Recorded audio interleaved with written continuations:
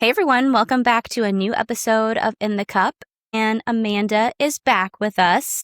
How was your trip to New York, Amanda? It was long. But it was good. Full 10 days in Midtown Manhattan will really do it to you. But Yeah. I am happy to be home. I feel like the whole time I was in New York, it was either torrential downpouring, Canadian wildfire smoke, a heat wave, and then it was finally like the last day I was there. It was like perfect. So Yeah. I think it's supposed to rain there all week this week too, because I was looking at the weather for Massachusetts because that's where I'm going next week and notice that it's going to be raining as long as it's not raining next week for vacation. But Correct. But yes, I'm sure you're glad to be home in your own bed. You're basically a New York resident again. I know. With all this time you've been spending in New York this summer. I know. I'm not looking forward to the taxes that I'll be having to pay. But, it's fine. It is what it is. Well, speaking of heat wave, it has been hot here in San Diego as well. Not as hot as the rest of the country, but for San Diego, it's been hot. It's been almost 90, not as humid, obviously. Wow. But yeah, I saw a video of someone making fun of San Diegans because they're complaining it's a heat wave, but it's literally 80 degrees. And I was like, yes. Yes, this is hot for us. Yeah. There's also a hurricane off the coast of California right now, so that's fun. But I think it's headed towards Hawaii. But El Nino is serious this year. Yeah. Have you actually seen, because I randomly was watching that movie The Day After Tomorrow with, I think, Dennis Quaid. Yeah. I had never seen it before, and I got kind of like freaked out because there's one, it's California, two, it's Jake Gyllenhaal's on the plane and there's a bunch of turbulence and I'm flying next week, so I'm like, Not great. But as I was going through the movie, I was like, this is so unrealistic, at least for right now. Like, I can't imagine that's going to happen to the world now. But just all of I was like, yeah, it's kind of like the movie with The Rock, the San Andreas. Yeah. But that is scarier to me because living and being from San Francisco with the earthquakes, I know what it can do. Yeah. Well, we'll see. I don't think, hopefully in our lifetime, there will not be any crazy natural disasters, but global warming is real, not. people. Yeah, Mother Nature has not been happy with us. No, we are not treating her well, so I'm sure she's going to rage at some point. But also this weekend, I have reached a new level of golf nerd. So Smiley Kaufman has a podcast called The Smiley Show. And Wells Adams from like the Bachelor franchise and he's married to Sarah Hyland. He also has a podcast called The Vanity Index. And I found myself sitting on the couch watching their podcast on Golf Channel. But it was, I love them both, but it was kind of cool to see how other people do podcasts. They obviously have the studio and the whole production, but it's just cool to see like the topics that other people talk about and just kind of how they run through things. But Wells had Colin Hanks, Tom Hanks' son, on his podcast. They film out of LA. And they were talking about how they got Colin Hanks on the podcast. But the funniest part was Colin was telling a story about how he was playing at some course in LA and he just started golfing during COVID. So he's hitting balls all over the place and losing balls. And he had to get a new box at the turn. And he went into the pro shop and he told the guy that he wanted like a new box. He wanted good balls, but not expensive ones because he's probably going to lose a lot of them. And what is the brand of golf balls that the guy gives him? Wilson's. Stop. Which at first he was like, I didn't know if this was a joke or, but it wasn't. But I just thought it was. And have you seen Wilson golf balls? I've never seen them in any pro shop.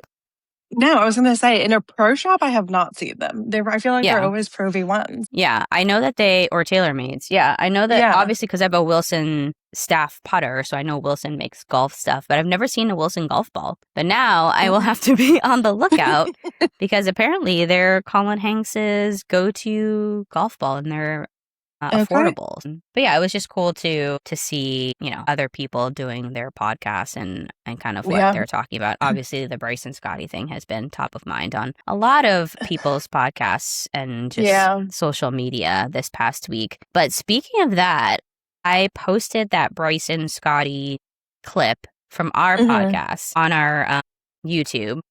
Yeah. And this is the spiciest that people have gotten in the comments. Not anything like bad about us, but just the comments. So one person posted something that was interesting. And he said, I had some suspicions that having the final pairing be two guys from LIV, so Bryson and Tyrrell Hatton were paired with Scottie those first 2 days. And then he says, a week later, it comes out that the PGA, DP, and Asian tours were all in a back room to blacklist LIV during the Open.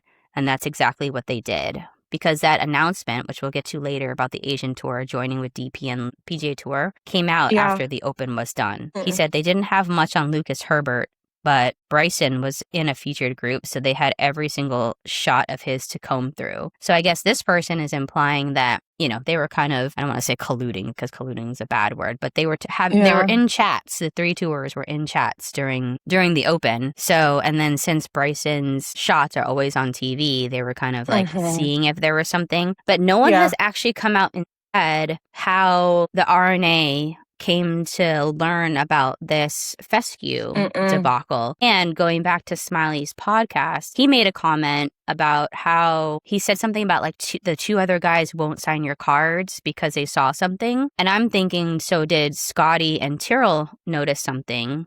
Right. And wouldn't sign his card to attest to the score because they saw something funky. And even a lot of the other players like Smiley, and then Rory said in his press conference that he was watching live with a bunch of other people. And when they saw that, they were like, ooh, that looks suspect. So it's still, I don't know if it's out there of how the RNA came to, again, see him kind of stomping around the fescue. But, and then this other comment was very spicy. He was like, well, when you turn your back on an American-made association like the PGA, you're not going to get love, and they're not going to look in your favor. Sorry, that's not how it works, bro. Scottie isn't a traitor. And I was like, that's a little too deep. But yeah, I was like, dang. I love getting comments on our podcast. So I was like, this is some spicy tea that we haven't gotten yet.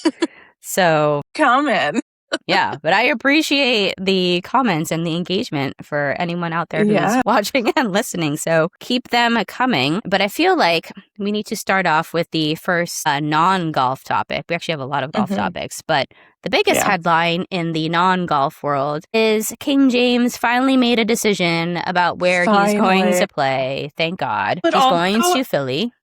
LOL. Yeah. Like, I mean, when this first came out, I literally texted you immediately. And I was like, wait, is this for real? Yeah. But I think it is. Yeah. I think like 95% of people probably thought he was going to go to Cleveland because this is the last stint. LeBron said this is his final decision. So I think a lot of people just assumed that he was going to go back to Cleveland. And Cleveland made it far in the playoffs, you know, before getting completely wiped off by the Knicks. But they did well last season. So I think it kind of surprised a lot of people. In hindsight, I don't know if he would have gone back to Miami. I think Golden State was a stretch. As much as people wanted LeBron and Steph to play together, like it would have just been a team of unks trying to get like their final. I mean, I love you, Steph Curry, and I hope you win another championship. But between him, Draymond, although Yaxel Lindenberg is doing really good in Summer League, but not enough, I don't think. I don't think they have all of the weapons that. But I blame Boston for this. Because before Shams reported, I was like, way to go, Boston. Because LeBron didn't make this decision until he learned that the Sixers got Jaylen Brown. And he even said in his social media that he was thinking about like wrapping it up. Like he was thinking about retiring. And then all of this transpired. And that's how he made his decision. And apparently he dropped, like, I don't know if you saw the footage from Fanatics Fest when Tyrese Halliburton was interviewing him. And I don't think too many people caught on right away. But there was definitely some Easter eggs because Tyrese Halliburton was like, what is this? Like, you're 76 a year in the league. And then LeBron dropped the trust the process a few times. So Yeah. I guess if you were really, really paying attention, you would have caught on. But 2-year, $8 million contract. So that'll be his 24th season, which is this season, and next year his 25th if he continues on. And he's said it's not about the money, it's about winning another championship. But do you think, so they're Philly starting 5, Jaylen Brown, Tyrese Maxey, LeBron, Joel Embiid. If he stays healthy, he'll probably get injured in like the first 3 weeks of the season. Probably. And then Edgecombe. I mean, it's a pretty stacked starting 5. They also just signed KCP, who won a title with LeBron in the bubble in 2020. But do you really think that they'll win a championship with this team? No. Like, is it too good to be true? Listen, I am riding my Knicks high well into next season. I just don't think with that starting 5, one, who knows if all of them are going to be playing, right? To your point, like, and maybe, but like, I just don't see Philly and the 76ers. I mean, there's going to be a lot of hype around it, believe me, because wherever LeBron is, there's going to be hype. And Philly fans are the worst. And I say that because I'm a New Yorker, but the Philly fans are the worst. They're going to blow this up out of proportion. We're going to win everything because of LeBron. Listen, I'm not a LeBron hater. I think he is probably going to go down in history as one of the most athletic individuals ever, period. Yeah. Full stop. Now, I get what he's trying to do with coming back, and he just wants to win another championship. If he does, he'll be like the first NBA player to win a championship with, 5 different teams? 4 different teams? 4, yeah. Like, I am rooting for him. But I don't see it happening with Philly. Yeah. I feel like Philly is a little cursed. Like, they've had Joel Embiid for like I think forever. I don't know when he went there, but I forget the stat, but he hasn't played that many games because he's been out on injury so many times. But I don't know. LeBron, I mean, he won in Miami with Chris Bosh and Dwayne Wade. With that big 3. And they won with Kyrie in Cleveland. And then in LA, I forget the exact team that was there, but it wasn't like the biggest heavy hitters, you know? So, if Philly stays healthy and they all get along, because there's some history there. Joel Embiid has made comments about LeBron and the Lakers in the past. Jaylen Brown had that whole thing where he said Bronny isn't a pro in Summer League last year. So LeBron did not love that. So that's also why this was interesting, because he has like a little past beef with a couple of these players on Philadelphia, but I don't know. And then obviously all these bandwagon LeBron fans who became Lakers fans when the Lakers will always be Kobe's team. Well, and Magic, but in recent era, Kobe's team. Yeah. But if you are a Lakers fan, this probably pisses you off, because in 2011, there was a trade on the table to bring Chris Paul to the Lakers to join Kobe, and the league and the coaches or whatever all vetoed this trade. In hindsight, yes, it would have made the Lakers better because Chris Paul was like in his prime. Yeah. And would have been a great point guard asset to Kobe. But LeBron's over here creating super teams all over and all these teams, and you wouldn't let Chris Paul go to the Lakers. Like, it was this huge threat. And then you have homeboy over here going to teams with all these other all-stars. Yeah. And also the KD trade to the Warriors to play with Steph. People keep harping on KD about going and creating a super team. And like, I just don't understand why this situation is okay for everyone and for the league, but those two trades are out of this world. So I don't know. I think we'll see, and everyone's hoping that Adam Silver schedules the Lakers in Philadelphia for a Christmas Day game. But the schedule hadn't come out because Adam Silver said he was waiting for LeBron to make his decision before the schedule came out. So I'm sure we'll see in the upcoming weeks what the schedule will look like, because the season starts in October. But we all know that LeBron is in his golf era right now. So he sure is.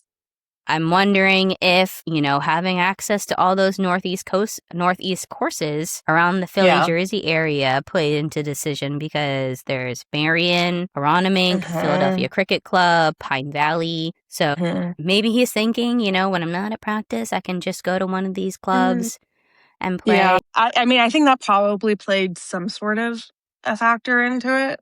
I feel like all I've seen with just like golf stuff recently has been either LeBron or Kevin Hart playing golf, hitting golf balls off of their super yachts into the ocean. I don't know. I mean, I've seen a couple of things that LeBron would want to live in like the greater New York area and just helicopter to practice. Let's not do that. Let's stay away from helicopters, shall we? I saw a meme about that where somebody commented, "Oh no, let's not do this again."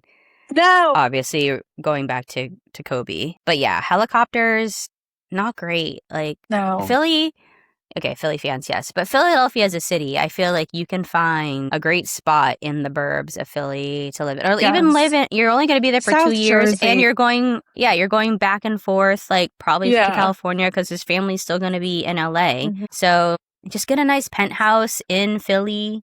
And, although I say that, but Saquon Barkley's house was robbed over the weekend while he was in there with his family. So all of the football headlines started coming out. Yes.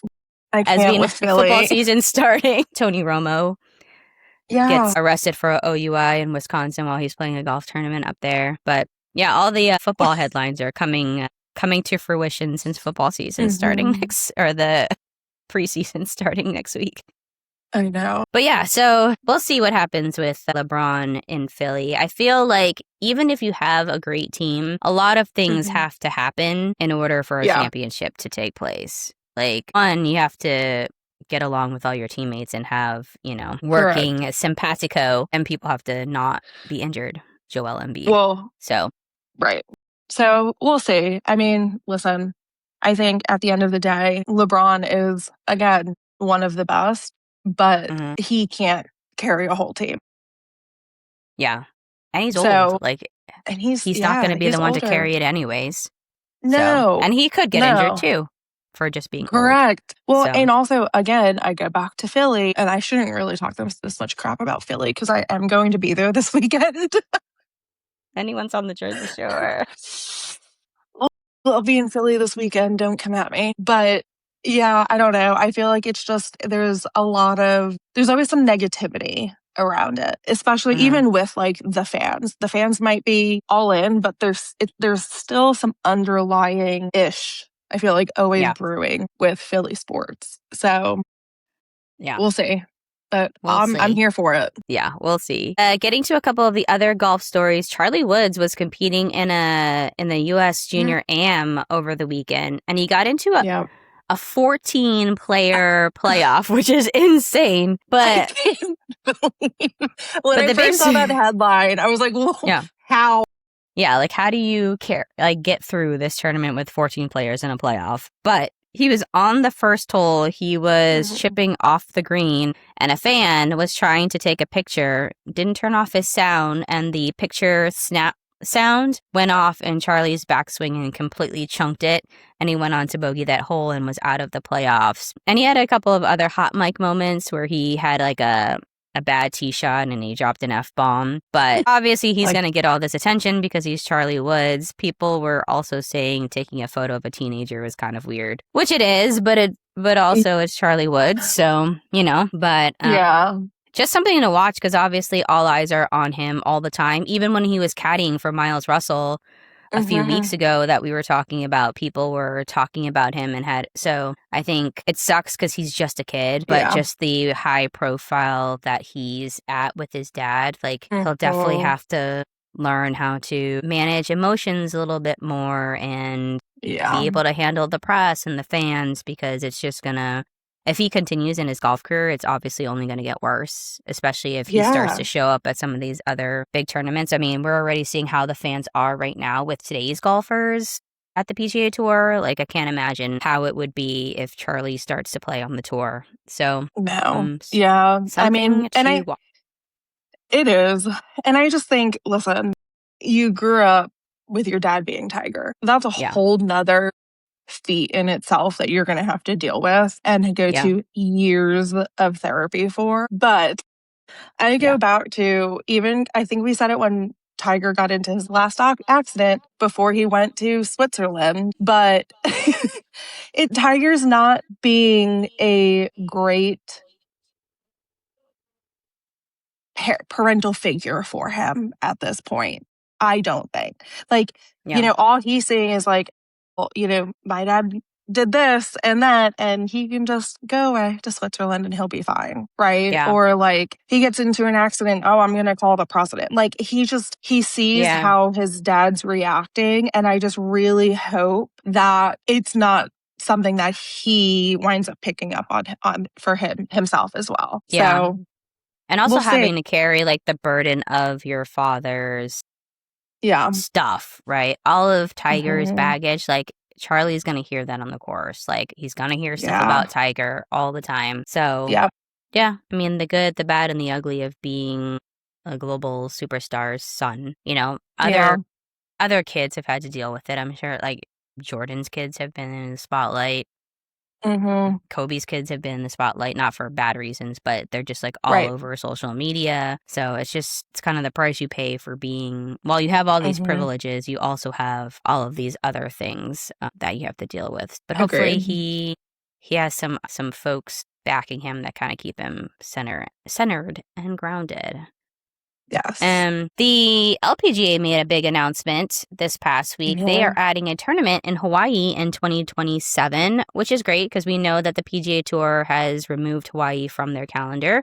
But they are going to, I don't know what the name of I don't even think they have a name of the tournament yet, probably a grocery store. But it's going to be at Nanea Golf Club in Kona on the Big Islands, and it's going to be a joint professional and collegiate tournament. So they're going to have 95 pros, 25 college athletes, $4 million purse. And Nanea Golf Club, which is private, they already host a collegiate invitational organized by Stanford's coach Ann Walker. So it's kind of cool that there's going to be a new tournament in Hawaii on the Big Island, which out of all the islands is a little bit more remote, quiet. So it'll bring some tourism and stuff there. So March 2027, and they have another tournament in Hawaii on Oahu in October. So they'll have a couple of Hawaii tournaments next year, but it'll be good because I think in March, that's when they're coming back from like that first Asia swing. So it's kind of a nice stopover before they get to when they come to California to play, or the West Coast to play some of those tournaments. So it'll break up that 12-hour flight back to the States a little bit. Yeah. And speaking of Asia, in our LIV drama conundrum, the Asian Tour announced a partnership, as you mentioned earlier, with the DP World Tour and the PGA Tour. So this is just another blow to LIV Golf. I don't know all of the logistics, but the Asian Tour was a feeder tour for LIV. But when the PIF started pulling funds and they couldn't raise purses for some of these tournaments in Asia and in Australia, I think the Asian Tour was like, we gotta consider some other options here. Yeah. So they announced that partnership, as we mentioned earlier, right after the Open Championship ended. And they're thinking that the exemptions for Asian Tour players on LIV will be removed next year. No official word yet. And a lot of the LIV Tour players are reaching out to the DP World Tour. Like, I think there's been like a crazy influx of players reaching out because they see the writing on the wall, and they can play on the DP World Tour, but this is also, since they have the partnership, a path back to the PGA Tour, because we don't know yet how the Challenger part of the PGA Tour is going to play into this whole bringing LIV players back to the tour. So more to come on that, I'm sure. Yeah. But we hadn't heard anything out of the LIV world in a little bit, so no. I'm sure by the fall, a lot of this stuff will come to fruition because all the points and stuff will start stacking up, and people will need to start making big boy decisions that will impact their 2027 season. Getting over to Scotland. That's definitely not how you say it. That's definitely not Scottish accent. No, but that's probably how I would have done it too. It's probably more of a British accent, if you can even call it that. But the ISPS and Women's Scottish Open, Jenny Shin from South Korea was your winner. It was a wire-to-wire win. She took a big lead day one, 10 under, and then just never looked back. And it's really cool because this is her first win in 10 years. Her last win was May 1st, 2016. Wow. And one of the things I love about the LPGA Tour is that all of the players, when somebody wins, they like come out and celebrate. They all stay. They do like they pop the champagne, and like you don't see like you see PGA Tour players like if you're friends, like if like a Tommy Fleetwood wins, you'll see Shane Lowry or whatever. But I think there's just more of that like camaraderie amongst the women, especially when like with Jenny, you haven't won in a decade, and just showing like again how tough golf is. Like you think like you're probably a top junior player, you make it to the tour. You see your first win, and then like you just have this lull of not winning. So how do you mentally stay in it? Like how do you keep going with no wins?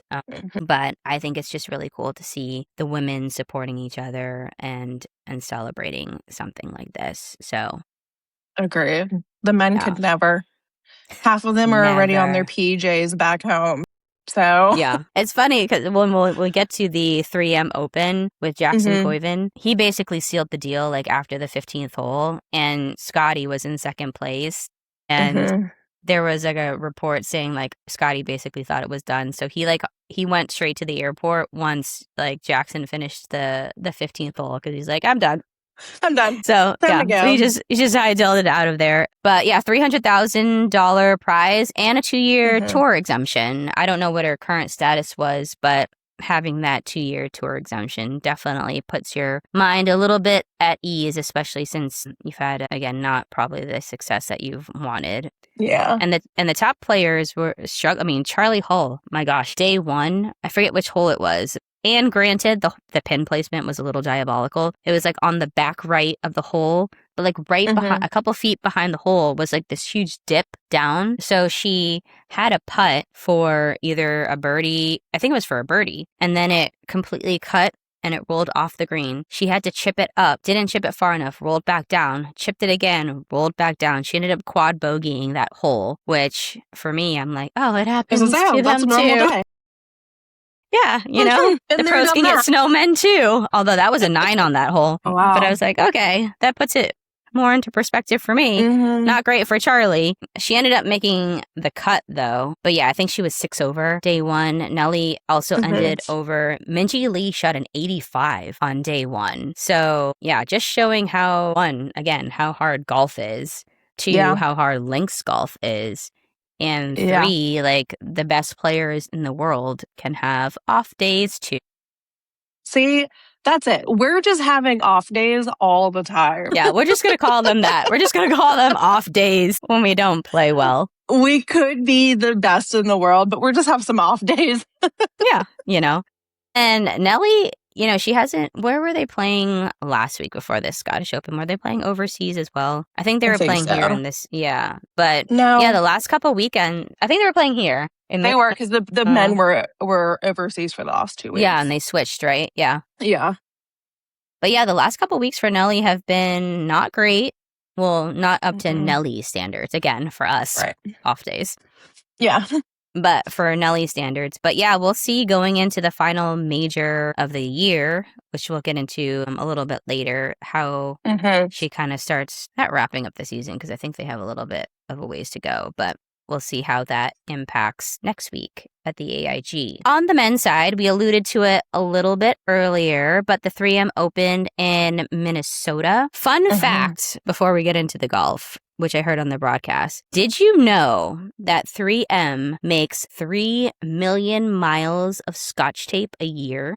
I can't even wrap my head around how far 3 million miles is, but just thinking of that in terms of Scotch tape is kind of crazy. I wonder, like, how long is, like, one of the little things? Because I have about 5 of them in my desk right now.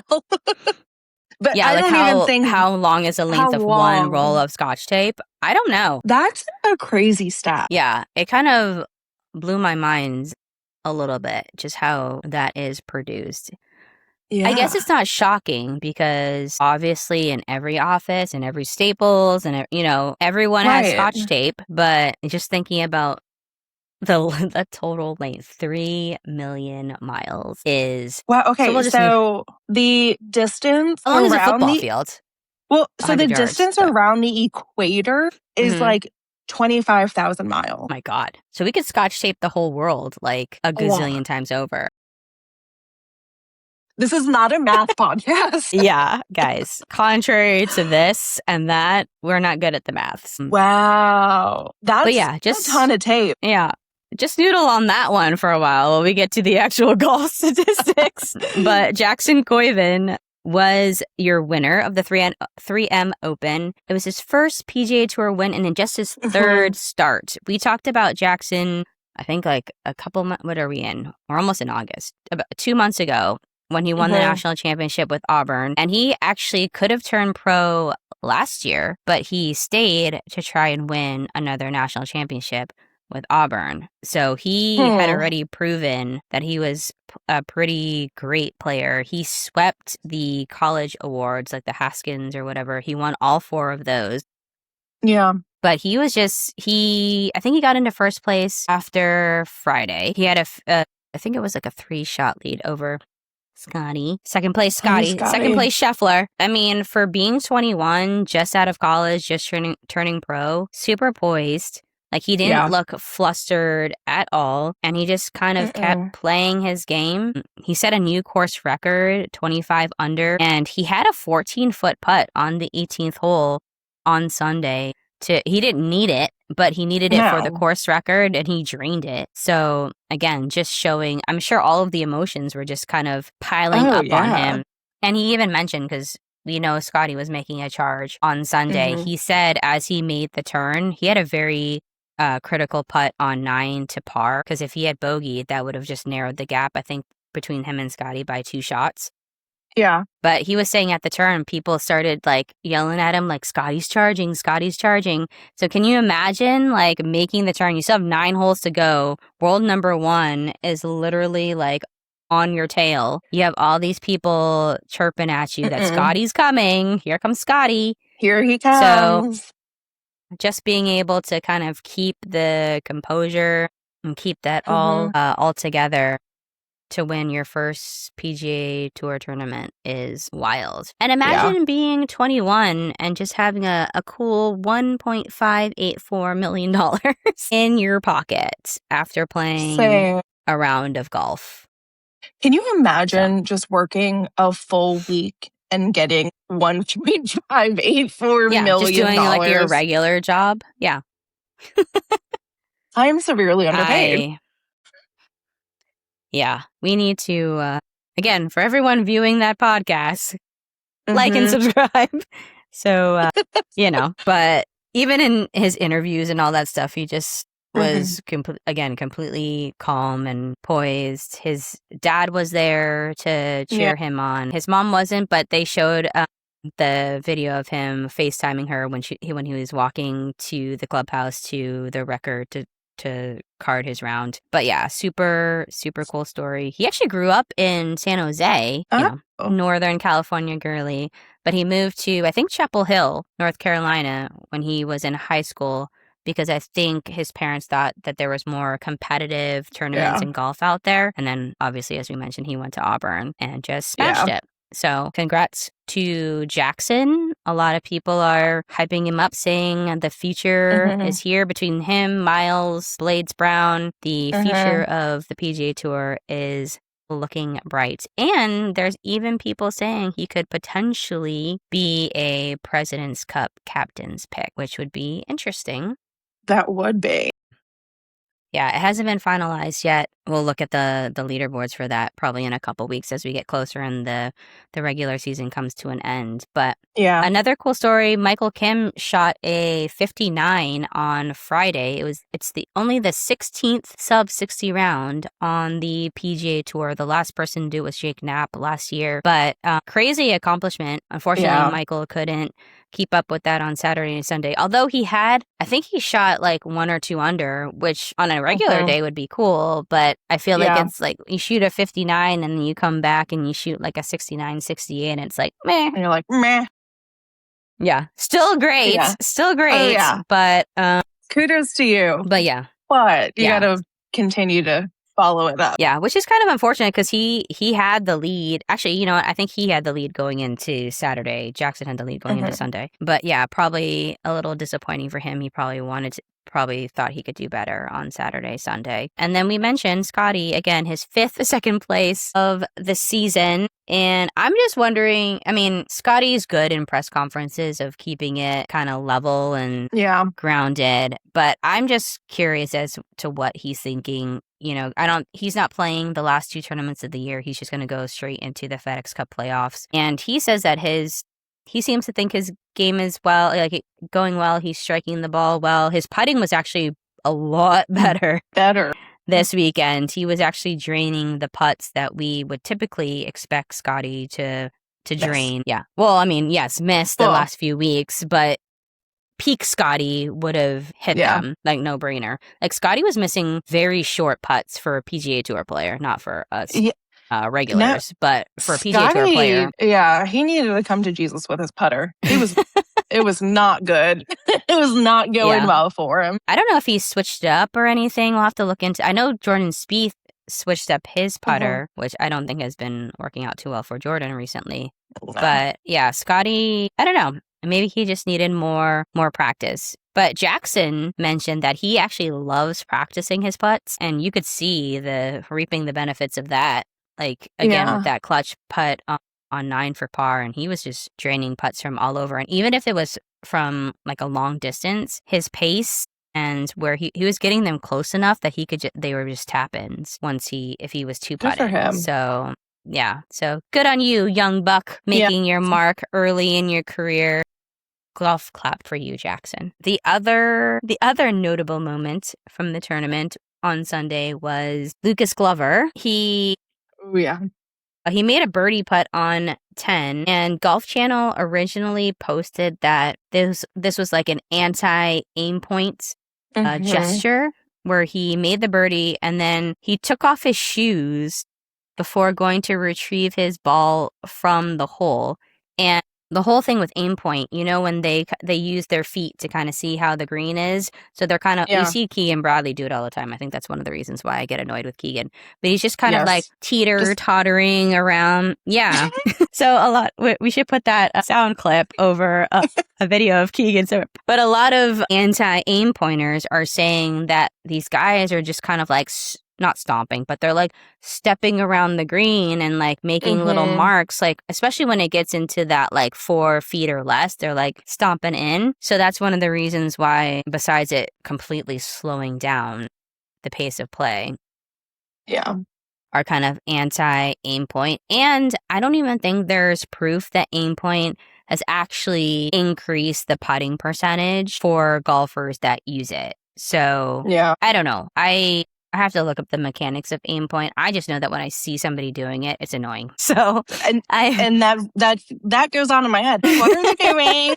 Yeah, but going back to Lucas, so he was playing with Max Grazerman, who is an aim point user. So when he walked off, Max was standing right there, and Lucas took off his shoes right in front of Max and was kind of looking at him. So people thought like he was like kind of making a dig at Max too. But looking back, and Lucas said this, the reason why he actually did this was because the groups behind were complaining that somebody wearing metal spikes on their shoes were leaving imprints on the green. And Lucas has metal spikes on his shoes. I think there was another player too. I don't think they're as common anymore. Like mine don't even have spikes. They just have like the little grooves.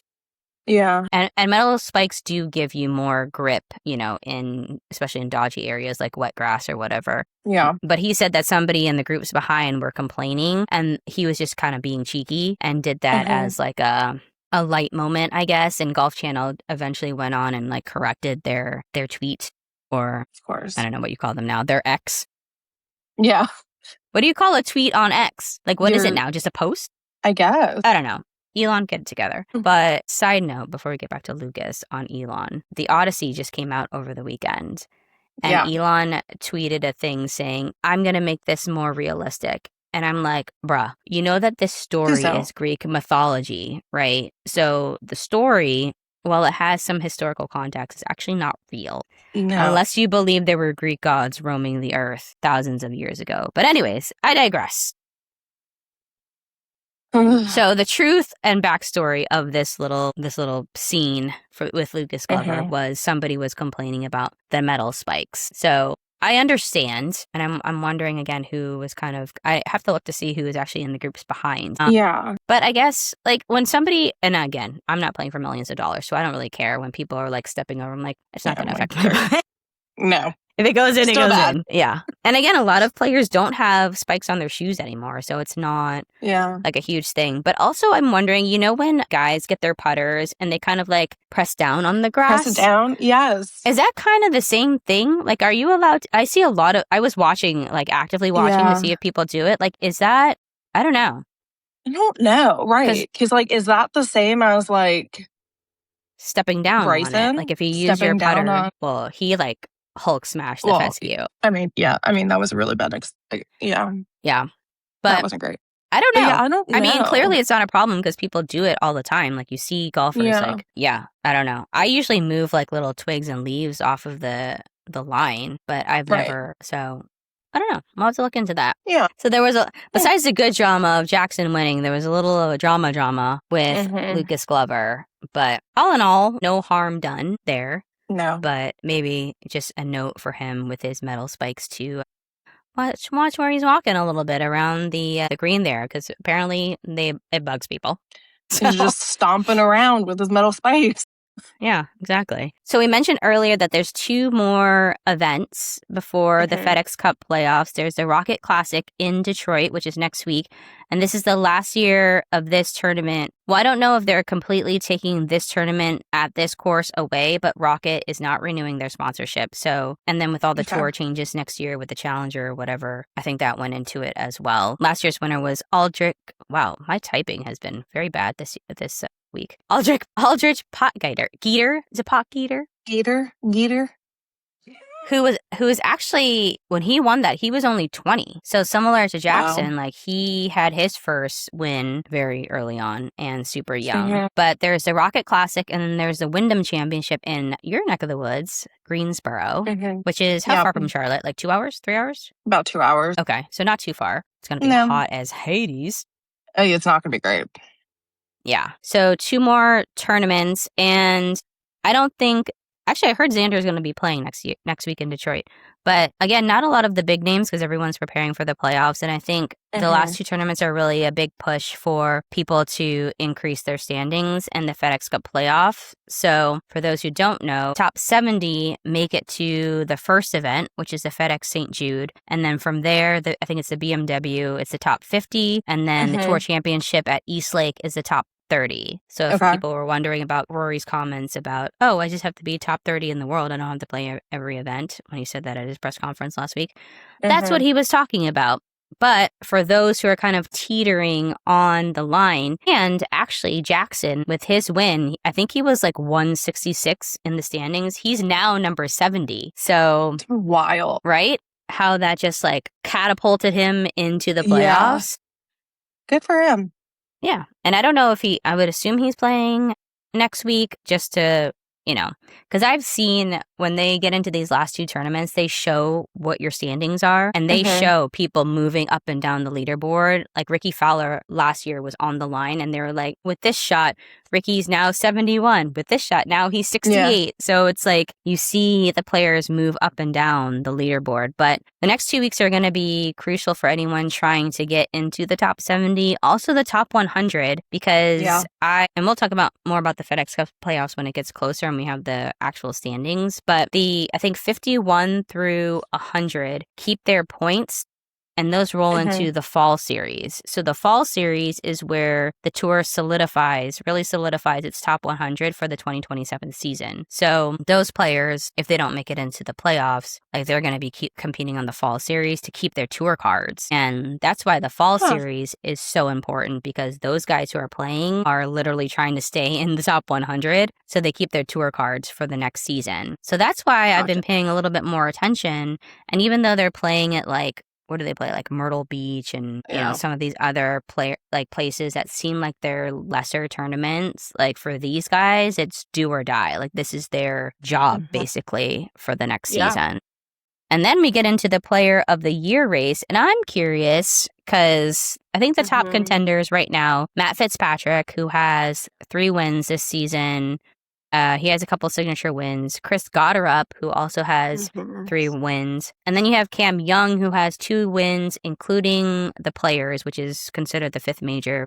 Right. Wyndham Clark, who has, I think he has 2 plus a major. You have Scottie, who you would think is not really in the conversation, but he has that win. And he's like the top in all of the statistics. So like scoring average or whatever, he's number 1 in all the scoring statistics. And then you have Rory, who you also wouldn't think. And I don't even know if he qualifies because he doesn't have the 15 events. But obviously he has the back-to-back major. And right now he's 11 in the FedEx Cup standings. Scottie's number 1. Actually, Scottie's 1, Fitz is 2. Cameron Young is 3, Wyndham Clark is 4, and Chris Gotterup is 5. So there's been a lot of debate, and I want to hear your opinion. My thought is that it's clearly Matt Fitzpatrick, just by the resume of wins and top 10s, and behind him is probably Cameron Young. Even though Wyndham won a major, I think him and Cameron are probably close, but with that Sawgrass win, I think it's practically a major, but I think Cam has been more consistent too in terms of the leaderboards. And if you look back at last year, it was between Scottie and Rory. And while Scottie had a spectacular season, I think it should have been Rory just because of that Masters win and getting the Grand Slam. Like that's a generational event. Like, I mean, definitely Scottie could get it with a US Open win, but you don't see, obviously only 6 people have done it in the history of golf. So that's not something we see like on an annual basis. So I personally think Rory should have won, but the players vote. And I feel like since it's the PGA Tour, they maybe favor American players. So if it was between Fitz and Cam Young, I'm wondering if it would teeter towards Cam Young a little bit more, although I think Matt Fitzpatrick at this point should win it. But what do you think? No, and I'm interested in the first thing that like popped in my head with hearing their names is I wonder with their wins, right? Because I feel like he's also had a lot of second places. Like the when they won, by how much did they win? Right? Like was it a playoff? Was it by like 5? Was it by 1? Like what was it? And if they take that into consideration. But I think Matt Fitzpatrick has had a phenomenal season. I mean, so has Cam Young, right? Like, I'm obviously biased and I love Chris Gotterup, but, you know, and I'm glad that he's in the conversation. But I don't see Scottie that far in the conversation, even though he's still number 1 in a lot of the statistics. And number 1 in the world in the rankings. Like for being number 1 in the world and number 1 in the statistics, he was missing a lot of easy putts, a lot of easy shots that he probably shouldn't have. But I mean, if it's between Matt and Cameron, I'm happy with either of them, honestly. I think it would be great if Matt Fitzpatrick did win, though. I think that'd be a really, really good story. Yeah, and he helped his brother like get on the tour this year. If you can, again, I don't know like what the criteria for Player of the Year is, because when I was watching the Open, Brandel Chambly and Paul McGinley and all of them were talking about it, and Paul was talking about similar to me about Rory last year, like thinking Rory should have won over Scottie, and Brandel was saying that Scottie, again, is like number 1 in all the scoring averages, statistics, whatever. He did have a one win this year, but it was all the way back in January. It was the first event of the year, and he hasn't won since. But he was saying, like, I guess the question is, are you looking for consistency in playing, which Scottie has, or are you is it the wins, right? And the argument, I forget who was making it, but ultimately your goal is to win. Like, yes, your statistics and your playing help you win, but at the end of the day, all these guys want to win tournaments. So if you're like, for me, being number 1 in the scoring average, but I'm not winning titles does nothing for me. It's just me personally. And I'm sure it's frustrating as hell for Scottie to continue to come in second place when you're playing great golf, consistent golf. So again, I don't know, like when they get the ballot, it's like, consider these things when you're voting for a player of the year, or if it's just like a favorites game, right? Yeah. Like I could pick Adam Scott because I love him and he's my husband and we're going to retire together on a beach in Australia. But I'm here for it. What really goes, because if Rory didn't win last year, winning a Grand Slam, again, Scottie's last year was insane too. But like, what ultimately are people thinking about when they're voting? You know, so I don't know. So that I'm not exactly sure when they announce that. I think towards the end of the year, but something to keep an eye on. I don't know if any of these guys, definitely not Scottie, definitely not Rory. I don't know if any of the other, I would imagine Fitzpatrick isn't playing either, but I don't know if any of these other guys are playing in these last two tournaments of the season. So we'll see when it gets to the FedEx Cup.